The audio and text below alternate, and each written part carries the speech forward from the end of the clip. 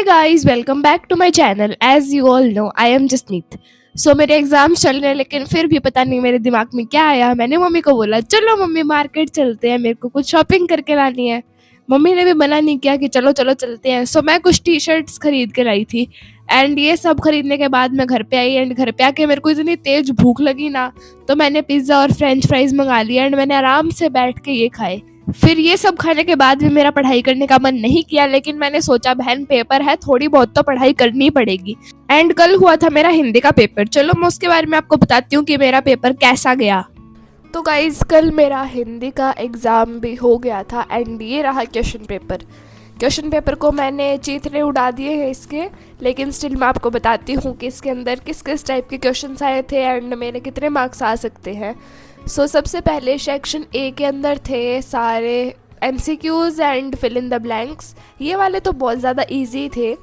Then उसके बाद अपठित गद्यांश, इसमें हर बार की तरह मुझे शीर्षक नहीं आया। भाई मुझे समझ में ही नहीं आता शीर्षक कैसे निकालूँ अब मैं। अगर आपको कोई ट्रिक पता है ना शीर्षक निकालने की तो प्लीज़ मुझे कमेंट्स में बता देना। देन उसके बाद 1 या 2 शब्द में उत्तर देने वाले थे, ये भी बहुत ईजी थे सारे ही। देन उसके बाद लघुत्रात्मक, पढ़ना भी नहीं आता मुझे, क्या पेपर दूंगी। इसमें 40 वर्ड्स के अंदर लिखना था, तो ये भी बहुत इजी थे, ये भी मैंने लिख दिए। देन उसके बाद है सप्रसंग व्याख्या। ये फर्स्ट वाला आ गया, कबीर के 2 वाला वो शब्द नहीं था, वो मैं छोड़ के गई थी। मुझे लगा मैम ये इतना बड़ा तो क्या ही लिख के देगी, वही पेपर में आ गया, बट ऑप्शन में आया। ये बात बहुत अच्छी है, तो मैंने ये सेकंड वाला कर दिया। देन उसके बाद था व्यक्तित्व और कृतित्व परिचय लिखना था। बहुत सारे कवि दे रखे थे, उनमें से एक का करना था, तो मैंने प्रेमचंद का किया था। देन उसके बाद लास्ट सेक्शन के अंदर था, क्या बोलते हैं इसको, निबंध। इसमें मैम ने 3 दे रखे थे, उसमें से कोई भी एक करना था, तो मैंने विद्यार्थी जीवन में अनुशासन वाला कर दिया। हमारे अंदर अनुशासन नहीं है तो क्या हुआ, हम एक्चुअल में ज्ञान तो देख सकते हैं ना इसके बारे में। सो मैंने बहुत सारा लिख दिया इसके बारे में भी। देन उसके बाद है लास्ट क्वेश्चन, जो कि था पत्र। एक था प्रार्थना पत्र और एक था नॉर्मल वाला पत्र, तो मैंने नॉर्मल वाला ही किया है। उसमें अपने मित्र को खेल प्रतियोगिता में प्रथम स्थान प्राप्त करने के लिए बधाई पत्र लिखना था। कौन लिखता है ऐसे, मैंने तो आज तक नहीं लिखा कोई मित्र को बधाई पत्र। अगर आपने लिखा है तो बताना मुझे भाई, ईमेल का ज़माना, कहाँ तुम इतने पीछे पड़े हो, व्हाट्सएप करो आराम से। लेकिन नहीं, हमें तो पत्र लिखना है। बट एनीवेज काफ़ी अच्छा गया है मेरा हिंदी का पेपर, तो इसमें मैं शायद 80 में से 80 एक्सपेक्ट करती हूँ। क्या पता आ ही जाए, मेरे को लग रहा है मेरे 80 में से 80 शायद आ ही जाएंगे, क्योंकि मेरी एक भी मिस्टेक नहीं है। लेकिन फिर भी अगर मैम ने कहीं नंबर काट लिए तो मैं कुछ नहीं कर सकती उसका। शायद कहीं मेरी मात्रा मिस्टेक मिल जाए तो उसके नंबर कट सकते हैं, बाकी कोई नंबर नहीं कटेगा मेरा। मैं बहुत अच्छा पेपर लिख के आई हूँ और इस बार मैंने टाइम मैनेज करके लिखा है सारा पेपर। ऐसे नहीं कि पहले ही कर दिया या फिर लास्ट तक लेके ही बैठी रही। आराम से किया है पूरा, एक एक क्वेश्चन को टाइम दे के किया है। लास्ट में 10 मिनट बचे थे तब एक बार सारा रिवाइज भी कर लिया मैंने, पेपर को देख लिया कि कुछ गलत तो नहीं लिख दिया ना। सो 80 में से 80 आ जाए तो बहुत अच्छी बात है, बाकी कुछ कर नहीं सकते। सो इस पेपर को तो साइड में रखते हैं, नेक्स्ट पेपर की तैयारी करते हैं, जो कि है मेरा साइंस का। उसके अंदर मिला है 3 दिन का गैप और उसमें से 1 दिन मैंने सक्सेसफुली वेस्ट कर दिया है। तो चलो दूसरे दिन की तरफ बढ़ते हैं, देखते हैं आज मैं क्या क्या पढ़ती हूँ। और अगर किसी को क्वेश्चन पेपर चाहिए तो मैंने मेरे व्हाट्सएप चैनल पे ऑलरेडी क्वेश्चन पेपर अपलोड कर दिया है, तो वहां पे आप जाके देख सकते हो।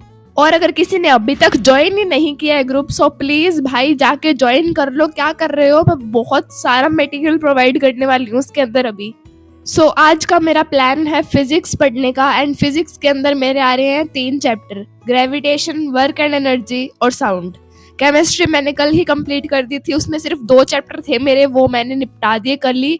एंड आज फिजिक्स करने के बाद कल मैं करूँगी बायो। सो ऐसे मैंने प्लान तो यही किया है कि सारा सिलेबस कंप्लीट हो जाएगा 3 दिनों के अंदर एंड लास्ट में एक बार सारा कुछ रिवाइज भी कर लूँगी। सो फिजिक्स पढ़ने के लिए मैंने लगाई है प्रशांत भैया की मैराथन। इसके अंदर 3 चैप्टर आराम से मेरे कवर हो जाएंगे। मैं ऐसे बाकी स्टडी व्लॉगर्स के व्लॉग देख रही हूँ ना कि वो लोग 10th में हो चुके हैं, अपनी नई बुक्स ला रहे हैं, स्ट्रैटेजी बना रहे हैं। उनको देख के मुझे ऐसे फील हो रहा है कि यार इनका तो पेपर भी होगा और मैं अभी तक 9th में ही पढ़ी हूँ। मतलब लोगों ने अपने 1-2 चैप्टर भी कंप्लीट कर दिए और इधर मेरे 9th के एग्जाम से कंप्लीट नहीं हुए हैं। बट मेरा लास्ट एग्जाम 23 को है, सो होपफुली जल्दी जल्दी खत्म हो जाए सारे पेपर और अच्छे जाएं। एंड अभी साइंस के बाद सिर्फ मेरे 2 एग्जाम्स और रहते हैं, जो कि है इंग्लिश और एसएसटी के। एंड गाइस प्लीज मेरे चैनल को सब्सक्राइब कर दो। मैं बहुत मुश्किल से वीडियो बना रही हूँ एग्जाम टाइम में टाइम निकाल के आप सबके लिए, लेकिन स्टिल आप लोग ना तो व्यूज ला रहे हो इतने अच्छे वाले, ना ही लाइक कर रहे हो, ना ही सब्सक्राइब कर रहे हो। मेरे को बहुत ज्यादा डीमोटिवेटेड फील हो रहा है। सो प्लीज यार सब्सक्राइब कर दो, लाइक भी कर दो वीडियो को, और अगर पसंद आए ना तो आगे से आगे शेयर भी करो वीडियो को। एंड जब मैं अब चैप्टर्स कर रही थी सारे, तो मेरे को ऐसे लग रहा था हाँ ये सारी चीजें फैमिलियर है, क्योंकि मैंने एग्जाम आने से पहले ही सब कुछ अच्छे से पढ़ लिया था। क्योंकि मेरे को पता था अगर मैं एग्जाम से 1-2 दिन पहले पढ़ूंगी ना, मेरे को कुछ भी समझ में नहीं आएगा और मेरा दिमाग अलग ही फ्राई होता रहेगा। सो मैंने पहले ही अच्छे से पढ़ लिए थे इन चैप्टर को, एंड अब मैं रिविजन कर रही हूँ। पहली बार रिविजन वाली फेज तक आ चुकी हूँ मैं। एंड मैं सारे एग्जाम्स में ऐसे करूंगी, मैंने सबके लेक्चर पहले से ही कंप्लीट कर रखे हैं। सिर्फ हिस्ट्री का मेरा एक लेक्चर रहता है, जो कि मैं एग्जाम से 1 दिन पहले कर लूंगी, क्योंकि उसके अंदर 3 दिन का गैप मिला है। बाकी सारे सब्जेक्ट्स का मैंने अच्छे से सब कुछ कवर कर रखा है, एंड अब मेरे को सिर्फ रिवीजन करना है। ग्रेविटेशन चैप्टर पढ़ते पढ़ते मुझे एक चीज तो अच्छे से क्लियर हो चुकी है कि ग्रेविटी सच में एग्जिस्ट करती है, क्योंकि मेरा मोटिवेशन नीचे गिर चुका है। एंड कोई भी चीज का नीचे गिरना यानी कि ग्रेविटी होना। अभी मैं सोच रही थी कि अगर आज अच्छे से पढ़ लिया ना तो कल एग्जाम में कॉन्फिडेंस भी आ जाएगा, और अगर नहीं पढ़ा तो कल के पेपर में बस भगवान को याद करना पड़ेगा और कोई इलाज नहीं है। सो मैंने सोचा भगवान को याद करने से अच्छा आज आराम से पढ़ ही लेते हैं। मुझे पढ़ते पढ़ते शाम हो चुकी है, और ऑनेस्टली एग्जाम्स के टाइम ही लगता है कि दिन कितनी जल्दी खत्म हो जाता है, वरना तो दिन इतना लंबा लगता है कि खत्म ही नहीं हो रहा। थोड़ी देर पढ़ने के बाद मुझे रियलाइज हुआ कि फिजिक्स में कॉन्सेप्ट्स इंटरेस्टिंग तो है, लेकिन जब न्यूमेरिकल्स आते हैं ना तब थोड़ा सा ब्रेन ओवरलोड हो जाता है। कभी कभी लगता है क्वेश्चन पेपर सॉल्व करते वक्त मैं फॉर्मूला याद करने में आधा टाइम लगा दूंगी। और ऑनेस्टली एक फनी चीज ये भी होती है कि जब लेक्चर देखते हैं ना तब सब कुछ समझ आ रहा होता है, लेकिन जब खुद से क्वेश्चन सॉल्व करने बैठते हैं तब लगता है ये कॉन्सेप्ट तो मैंने पहले कभी देखा ही नहीं। यहाँ मैं इतनी देर से पढ़ाई कर रही थी और उधर मेरी बहन के अलग ही व्लॉग्स चल रहे हैं।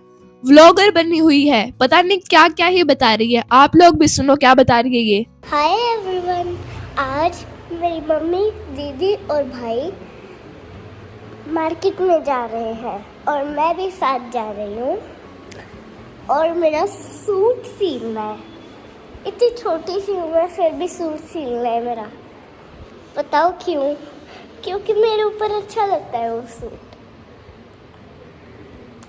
ये देखो, मैं अभी मेरा फाइनल लुक दिखाऊंगी, रुको।